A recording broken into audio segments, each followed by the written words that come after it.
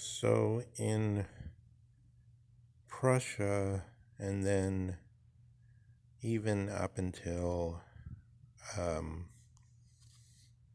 World War II, um, there was still basically a Weltbegriff culture, so world concept culture.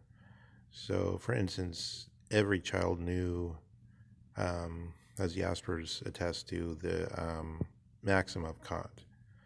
And Kant was taken to be um,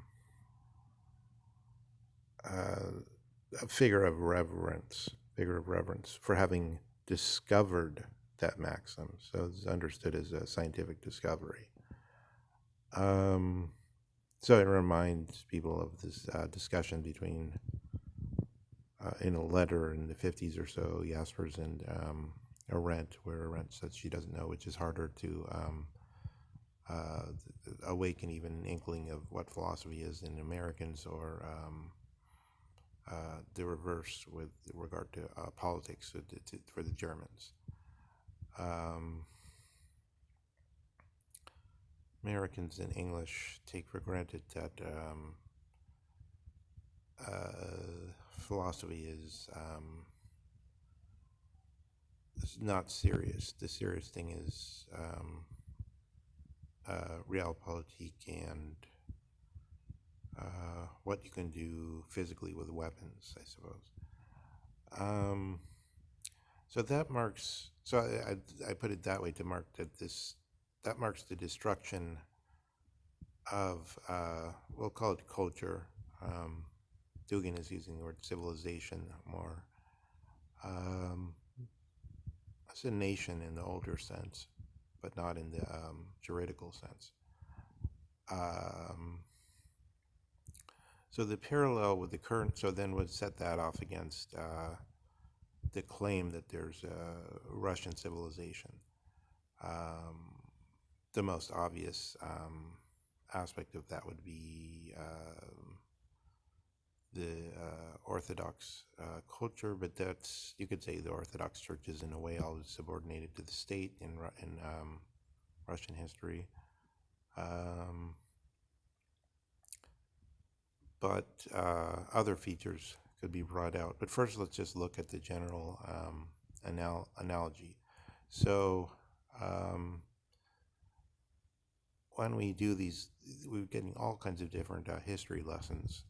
So when we go back to 1650, we see the word Ukraine comes into use, and it was a Polish word that meant the border of the Polish-Lithuanian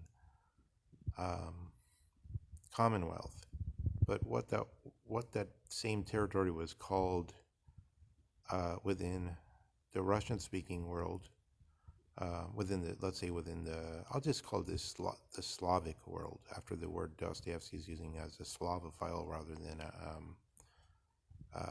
sort of St. Petersburg type of person, Moscow versus St. Peter. Well, okay, rather than a Europeanophile or a Westernophile. I was just thinking that Dostoevsky makes this remark that Petersburg is a deliberate city because of the Euclidean Western influence, and Moscow's a city that comes up on its own organically, as it were. But we have the term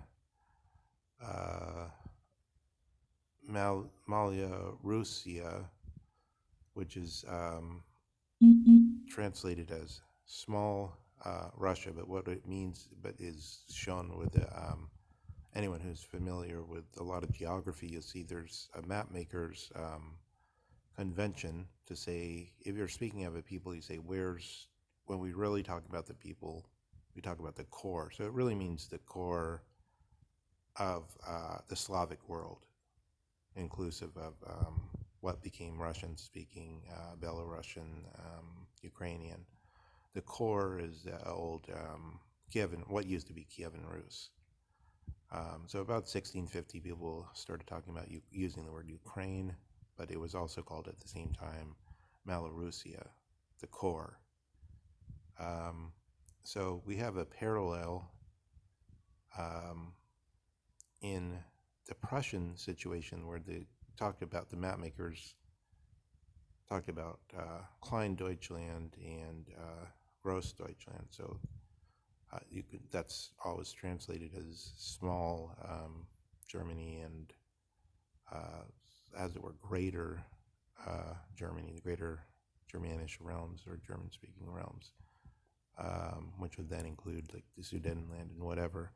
Austria, as Hitler was trying to fulfill that and bring them all these outlier regions back into so they could fit into the core, which was originally conceived of as Prussia. So you want to know where the Germans are? It's here, Prussia, the north, kind of the Lutheran part, not the Catholic, south.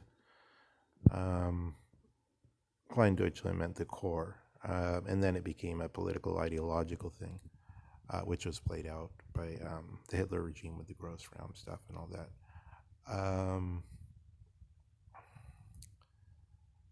So you see that there was the same idea of a people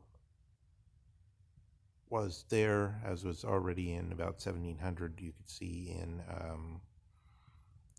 as the people, the Russian-speaking people. And then you can see that whole sphere understood as a philosophic people, like I was just saying, Weltbegriff people, disappeared. It went away, and those were you could say in the 19th century, 8 of the 10 best universities in the world were in Germany. All the scientific development in every sense of the word science was happening there. And that no longer exists. So in that sense, I think it gives a picture of what one can, with some cogency, not just